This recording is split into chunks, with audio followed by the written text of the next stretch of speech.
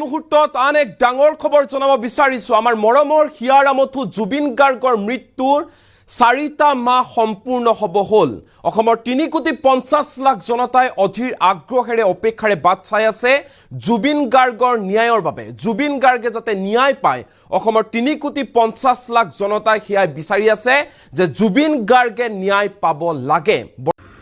নমস্কাৰ, আমাৰ হিয়াৰামঠু জুবিনদাৰ ন্যায় কেতিয়া পাব এইটো ডাঙৰ মন্তব্যলৈ ঘোষণা কৰিছে আমাৰ ৰাজ্য চৰকাৰৰ পৰা এটা দাবী উঠাইছে। আপোনালোকে সম্পূৰ্ণকৈ ভিডিঅ'টো চালে গম পাব। আৰু জুবিনদাৰ ন্যায়ৰ বাবে আমি কিমান দিন ৱেইট কৰি থাকিম, আজি 4 মাহ পাৰ হৈ গ'ল, জুবিনদাৰ ন্যায় কেতিয়া পাব এইবিলাক সম্পূৰ্ণকৈ তদন্ত বা আদালতত দাখিল হোৱা এইবিলাক আমি শুনিছোঁ। আৰু এতিয়া জুবিনদাক হত্যা কৰা বুলিও আমি শুনিছোঁ যে আদালতত এইবিলাক তদন্ত চলি আছে যে জুবিনদাক কেনেকৈ ছিংগাপুৰত প্লেনিং কৰি হত্যা কৰা হৈছিল, ছেম কানুৱে কেনেকৈ প্লেনিং কৰিছিল, কেনেকৈ কোনে হত্যা কৰিছিল, এইটো এটা এতিয়া কোৰ্টত দাখিল হ'লে বা ছেম কানু আৰু সিদ্ধাৰ্থে কোৰ্টলৈ আহিব লাগিব কাৰাগাৰৰ পৰা আৰু ক'বলৈ লাগিব মুখেৰে জুবিনদাক কেনেকৈ হত্যা কৰিছিল। এইটো এটা ডাঙৰ ঘোষণা লৈ আপোনালোকৰ মই আকৌ এবাৰ আপডেট লৈ আহিলোঁ। আপোনালোকে সম্পূৰ্ণকৈ ভিডিঅ' চালে গম পাবা। পোনপ্ৰথমে মোৰ চেনেলত স্বাগতম জনালোঁ। যদি চেনেললৈ নতুনবাৰ আহিছে ছাবস্ক্ৰাইব কৰি ল'ব আৰু কোনটো ডিষ্ট্ৰিক্টৰ পৰা আপোনালোকে মোৰ নিউজটো চাই আছে আপোনালোকে কমেণ্ট কৰি নিশ্চয় জনাই দিব। মই আপোনালোকৰ কমেণ্টটো ৰিপ্লাই কৰিম। আৰু জুবিনদাৰ কাৰণে এটা লাইক মাৰি দিব ভিডিঅ'টো আৰু জাষ্টিছ ফৰ জুবিন গাৰ্গ বুলি এটা লিখি দিব কমেণ্টেৰে। আপোনালোকে হাৰি নাযাব বা আপোনালোকে হেলা নকৰিব। জুবিনদাৰ বাবে এটা জাষ্টিছ ফৰ জুবিন গাৰ্গ বুলি লিখা কমেণ্টটো আপোনালোকে ইমান টাইম নালাগে, 1 ছেকেণ্ডৰ কাম, 1 মিনিটৰ কামো নালাগে। আপোনালোকে এটা কমেণ্ট লিখি দিব। এতিয়া হেলা হৈ গ'ল, জুবিনদা নোহোৱাৰ পৰাই মানুহ অলপ ডাউনত থাকিল আৰু মানে ফাংচন প্ৰগ্ৰামত জুবিনদাৰ বাবে ইমান যে ৱেইট কৰি আছিলে জুবিনদাৰ বাবে যে জুবিনদা ছিংগাপুৰৰ পৰা আকৌ আহি আমাৰ অসমত গান গাব, আমাৰ অসমত ফূৰ্তি আনন্দৰে আমাক ফাংচন প্ৰগ্ৰামটো বিদায় দিব এই বুলি ভাবিছিলোঁ। কিন্তু আমাৰ জুবিনদা ছিংগাপুৰৰ পৰা অসমলৈ কি আহিলে, মৃত্যু হৈ আহিলে। কেনেকৈ আমাৰ জুবিনদাক হত্যা কৰিছিল কোনে, ছেম কানু, সিদ্ধাৰ্থ আৰু কোনে আছিলে, সন্দীপন গাৰ্গ আছিল নেকি, আৰু অমৃতপ্ৰভা মহন্ত, এইবিলাক শিখৰজ্যোতি গোস্বামী, এইবিলাক এতিয়া অতি সোনকালে শাস্তি দিব লাগে। জুবিনদাক কেনেকৈ হত্যা কৰিছিল তেখেতকো মোৰ ভাবাৰ মতে হত্যাই কৰিব লাগে। আপোনালোকে কি হত্যাৰ বাবে কমেণ্ট কৰা, কি কৰি হত্যা কৰিব লাগে, হত্যা কৰাৰ গীত বা ছেম কানু, সিদ্ধাৰ্থক আপোনালোকে কমেণ্ট কৰি জনাই দিব। এতিয়া নিউজটো চাই ল'লে আপোনালোকে গম পাব আৰু ভাল লাগিলে এই নিউজটো শ্বেয়াৰ কৰি দিব। লোকৰ বাবে ন্যায়ৰ বাবে অতি সোনকালে পাওক, আপোনালোকে শ্বেয়াৰ কৰি দিব। এতিয়া চাই লোৱা নিউজটো। কেছত মই যিহেতু লিড এডভকেট, তেওঁলোকে মোক সহযোগ কৰিব। তো এই কেছটো অকলে যে এজন মানুহে কৰিব পাৰিব, এতিয়া আমি এটা কেছ প্ৰাইভেটলি আমি অকলে বা নিজৰ জুনিয়ৰ টিম লৈ কেনে কৰোঁ। ইয়াতে গোটেই এটা টিমেই গঠন কৰি দিছে যাতে মই লিড এডভকেটক সহায় সুযোগ তেওঁলোকে আগবঢ়ায়। তেওঁলোকৰ নিজৰ জ্ঞান আছে, তেওঁলোকেও পঢ়া শুনা কৰি কাৰোবাক দায়িত্বত থাকিব, কোনোবাই দলীয় ৰিচাৰ্চ ৱৰ্ক কৰিব লাগিব, জাজমেণ্ট ওলাব, কোনোবাই লজিষ্টিকেলি কোৰ্টত অৰ্ডাৰ বিলাক কমিউনিকেট কৰিব লাগিব। চ' বিভিন্ন দায়িত্ব হিচাপে আমি এটা জইণ্ট চিটিং কৰি কেনে নিজৰ হিচাপে আমি নিজৰ গ্ৰাফ এখন বনাই লম, কোনে কাৰ কি দায়িত্ব পালন কৰিব। সেইমতে আমি আইনী যুঁজটো এক হৈ কেনে কোৰ্টত যুক্তি দেখাম। মই ঠিক তেনেকুৱা নাভাবো, কাৰণ যিহেতু অসম পুলিচে এখন সুন্দৰ চাৰ্জশ্বিট দিছে, তো সেই চাৰ্জশ্বিটখনৰ ভিত্তিত তেওঁলোকে নিশ্চয় কিবা মেটেৰিয়েলছ পাইছে কেনে চাৰ্জশ্বিট দিছে। এতিয়া চাৰ্জ হিয়াৰিঙৰ সময়তে কথাবিলাক আচল ওলাই পৰিব।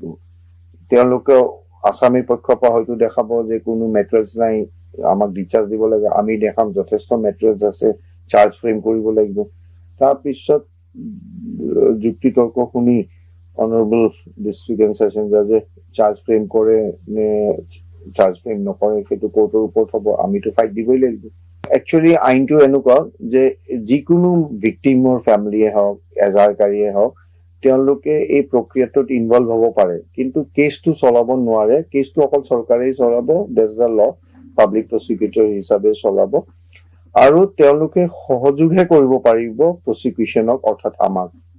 তেওঁলোকে যদি কিবা থাকে তথ্য ভাবে যে নাই এইটো বস্তু ক'ব লাগে বা আৰু আমিতো সেইটো চাম নহয়, গ্ৰহণযোগ্য হয় যদি আইনী ব্যৱস্থাত আছে যদি সেই পৰ্যায়টো, তেতিয়াহে আমি ব্যৱহাৰ কৰিম। তেওঁলোকে আমাক সহযোগ কৰিব, কিবা থাকিলে ক'ব পাৰিব, যিহেতু তেওঁলোকে part and parcel of this prosecution চিষ্টেমতে থাকিব। নহয়, ৰাইজক চক, আমি হলো আইনী প্ৰক্ৰিয়াৰ মানুহ, এতিয়া ৰাইজৰ আৱেগটোক ৰেচপেক্ট কৰো ডেফিনেটলি, কিন্তু আল্টিমেটলি কোৰ্টতহে এইখন যুঁজ হ'ব, এখন ন্যায় যুঁজ হ'ব। তেওঁলোকে তেওঁলোকৰ ফালৰ পৰা নিৰ্দোষী দেখাব, আমি আমাৰ ফালৰ পৰা পুলিচে দিয়া তথ্যৰ ভিত্তিত আমি দোষী বুলি সাব্যস্ত কৰিব চেষ্টা কৰিম। তো সেই গতিকে আমি এটা ষ্ট্ৰং ফাইট দিম বুলি অনুমান কৰি থৈছো। নহয়, বেইল পোৱা সম্ভাৱনাটোতো চক য়েছ আৰু নোট ক'ব নোৱাৰি। বেইলটো ডিপেণ্ড কৰিব কি মেট্ৰিক্স আছে, আমি সেই মেট্ৰিক্সখিনি প্ৰচিকিউশ্যনৰ ফালৰ পৰা আমি নিশ্চয় দাঙি ধৰিম, তেওঁলোকে তেওঁলোকৰ ফালৰ পৰা দাঙি ধৰিব, কোৰ্টেহে বিবেচনা কৰিব যে বেইল পাব নে নাপায়। আজি তাৰিখত মই যিটো যোৱাবাৰৰ অৰ্ডাৰটো চাইছিলো, অৰ্থাৎ 3 জানুৱাৰীত অনাৰেবল জাজে যিটো অৰ্ডাৰ দিছিল, তাতে দেখা যায় যে অমৃত প্ৰভা মহন্তৰ বেইল পেটিশ্যনখন পেণ্ডিং আছে। বেলেগ বেইল পেটিশ্যনখন মই তাৰ তেনেকুৱা দেখা নাই। তো সেই 17 তাৰিখে গ'লে মই গোটেই ফাইলটো পালেহে মই গোটেইখিনি চালি জাৰি চাইহে একচুৱেল কথাটো ক'ব পাৰিম। চব আবেগ আৰু লিগেল প্ৰচেছটো দুটা সম্পূৰ্ণ বেলেগ বস্তু। কাৰোবাৰ মৃত্যু ঘৰত হ'লেই চবেই আবেগত ভাঙি পৰে, সেইটোত কোনো ডাউট নাই। আৰু আজি জুবিন যিটো আমি গম পালো, ঢুকোৱাৰ পিছতহে তেওঁৰ আচল ৰূপটো ওলাই পৰিছে যে তেওঁ কিমান ভাল মানুহ আছিল। কিন্তু কোৰ্টত মানে ইমোশ্যনছৰ কোনো ৰোল নাই, কোৰ্টে খালি চাব, কাৰণ কোৰ্ট মৰেল অফিচাৰ্ছ নহয়তো, দে আৰ লিগেল অফিচাৰ্ছ।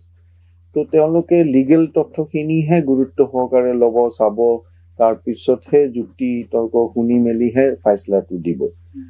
তো এতিয়া চব আইন কিহৰ কাৰণে? আইন এখন ছ'চাইটি কণ্ট্ৰলত ৰাখিবৰ কাৰণে, ছ'চাইটিৰ ফিলিংছেৰেইটো আইনখিনি হৈছে। তো সেই গতিকে এতিয়া সেই ছ'চাইটিৰ কোৰ্টে নজৰত ৰাখিব, যিখিনি তেওঁলোকে ভাবে ৰখাটো উচিত। কাৰণ এটা মানুহক শাস্তি দিব হ'লে কেতিয়াবা ছ'চাইটিয়েল বেনিফিটছখিনিও চাই। তো সেইমতে এইটো আদালততো আমি যিখিনি কথা ক'ব পাৰো, তেওঁৰ মৃতকৰ যে জাষ্টিচ দিব লাগে, সেইখিনি আমি নিশ্চয় ক'ম। সেইটোতো চব দোষী নিৰ্দোষীটোতো যেতিয়া ট্ৰায়েলটো কমপ্লিট হ'ব, ফাইনেল আৰ্গুমেণ্ট হ'ব, তেতিয়াহে আহিব। আজি তাৰিখত ফাৰ্ষ্ট অবষ্টেকেলটো হ'ল দুটা। এটা হ'ল তেওঁলোকৰ জামিন আবেদনখিনি যোনে বেইলৰ কাৰণে কৰিব, এটা হ'ল চাৰ্জৰ ফ্ৰেম, যে প্ৰথম আপোনাৰ চাৰ্জ ফ্ৰেমটো হ'ব লাগিব ন, তাৰ পিছতহে সাক্ষীবাদীখিনি আৰম্ভ হ'ব। তো এতিয়া আমাৰ তাতে 3টা ষ্টেজত আমি ভগাই লৈছো, যে বেইলটো আবেদনটো এনি টাইম ফাইল কৰিব পাৰে, কিন্তু চাৰ্জটোতো হ'ব লাগিব না, কাৰ এগেইনষ্টে কি চাৰ্জ লাগিব, সেইখিনি কোৰ্টেহে আচলতে মানে চালি জাৰি চাই